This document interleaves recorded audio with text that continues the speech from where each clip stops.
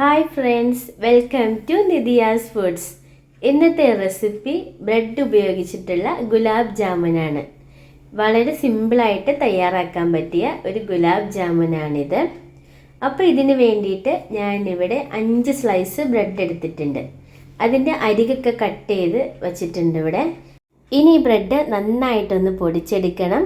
അതിന് വേണ്ടിയിട്ട് ഒരു മിക്സിയുടെ ജാറിലോട്ട് ഇതിട്ട് കൊടുത്തിട്ട് നമുക്കൊന്ന് പൊടിച്ചെടുത്തിട്ട് വരാം. അങ്ങനെ ഞാനിതിവിടെ മുഴുവനായിട്ട് പൊടിച്ചെടുത്തിട്ടുണ്ട്. ഇനി ഇതൊരു ബൗളിലോട്ട് മാറ്റി കൊടുക്കാം. ഇനി ഇതിലേക്ക് ഒരു 3.5 ടേബിൾ സ്പൂൺ പാലും കൂടി ചേർത്ത് കൊടുക്കാം. ഒരുപാട് പാലൊഴിക്കരുത്, കാരണം ഒരുപാട് പാലൊഴിച്ചാൽ നമ്മളിത് ബോളുകളാക്കിയിട്ട് ഫ്രൈ ചെയ്യുന്ന സമയത്ത് ഇതിൻ്റെ അകം വെന്ത് കിട്ടൂല. അപ്പോൾ കുറച്ച് പാലൊഴിച്ച് ഇത് നമുക്ക് നന്നായിട്ടൊന്ന് കുഴച്ചെടുക്കാം. കുഴച്ചെടുക്കുന്ന സമയത്ത് നനവ് കുറവാണെന്ന് തോന്നുകയാണെങ്കിൽ 1 ടേബിൾ സ്പൂൺ പാലും കൂടി ചേർത്ത് കൊടുക്കാം.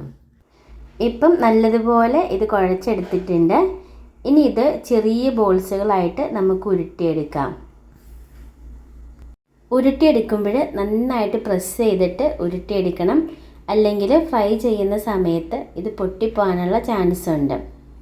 ഇതേപോലെ നല്ല ഷേപ്പിന് ബാക്കിയുള്ള മാവും നമുക്ക് ഉരുട്ടിയെടുക്കാം. അങ്ങനെ ഞാനിതിവിടെ മൊത്തമായിട്ട് ഉരുട്ടിയെടുത്തിട്ടുണ്ട്. ഇങ്ങനെ കാണാൻ തന്നെ നല്ല രസമാണ്.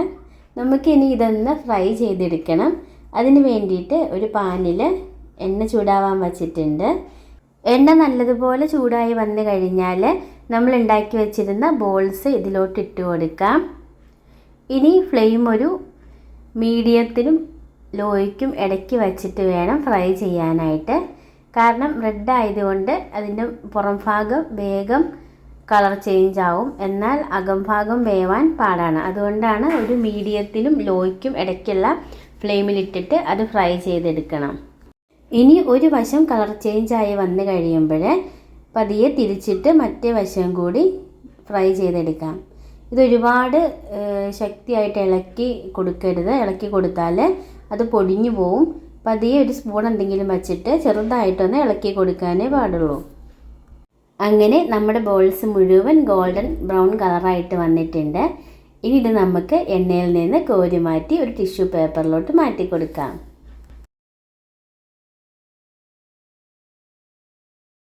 ഇനി നമുക്ക് ഒരു ഷുഗർ സിറപ്പ് തയ്യാറാക്കിയെടുക്കണം.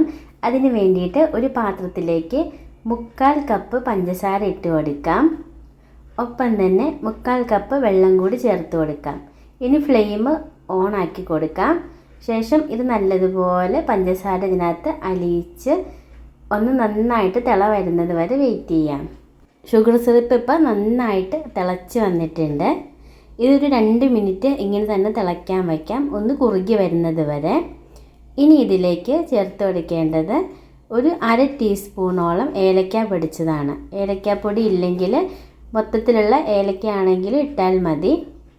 ഇനി ഇത് നന്നായിട്ടൊന്ന് മിക്സ് ചെയ്ത് കൊടുക്കണം. 1 മിനിറ്റും കൂടി ഇങ്ങനെ ഒന്ന് തിളയ്ക്കാൻ വെച്ചതിന് ശേഷം നമുക്ക് ഫ്ലെയിം ഓഫ് ചെയ്ത് കൊടുക്കാം. ഇനി നല്ല ചൂടായിരിക്കുന്ന ഷുഗർ സിറപ്പിലോട്ട് നമ്മൾ ഫ്രൈ ചെയ്ത് വെച്ചിരുന്ന ബോൾസ് മുഴുവനായിട്ട് ഇട്ട് കൊടുക്കാം. ഇനി ഇത് മൂടി വെച്ചിട്ട് ഒരു 30 മിനിറ്റ് റെസ്റ്റ് ചെയ്യാനായിട്ട് വെക്കാം. ഇപ്പോൾ ഒരു 30 മിനിറ്റൊക്കെ ആയിട്ടുണ്ട്. ഗുലാബ് ജാമുന് ഷുഗർ സിറപ്പിൽ കിടന്നിട്ട് അത് അബ്സോർബ് ചെയ്ത് നന്നായിട്ട് വീർത്ത് വന്നിട്ടുണ്ട്. ഇനി ഇത് സെർവ് ചെയ്യാവുന്നതാണ്. ഇങ്ങനെ ഉണ്ടാക്കി വെച്ചാൽ ഒരു 3-4 ദിവസമൊക്കെ വരെ കേടുകൂടാതിരിക്കുന്നതാണ്. അപ്പോൾ നമുക്ക് പെട്ടെന്നൊരു ഗുലാബ് ജാമുനൊക്കെ ഉണ്ടാക്കി കഴിക്കണമെന്ന് തോന്നിയാൽ ഈ റെസിപ്പി ട്രൈ ചെയ്യാവുന്നതാണ്. ഇഷ്ടപ്പെട്ടാലപ്പം ലൈക്ക് ചെയ്യുക, ഷെയർ ചെയ്യുക. നിങ്ങളുടെ അഭിപ്രായങ്ങൾ എന്താണെങ്കിലും അത് കമൻറ്റ് ബോക്സിലൂടെ അറിയിക്കുകയും ചെയ്യുക. അപ്പം മറ്റൊരു വീഡിയോയുമായിട്ട് വീണ്ടും കാണാം. Thanks for watching.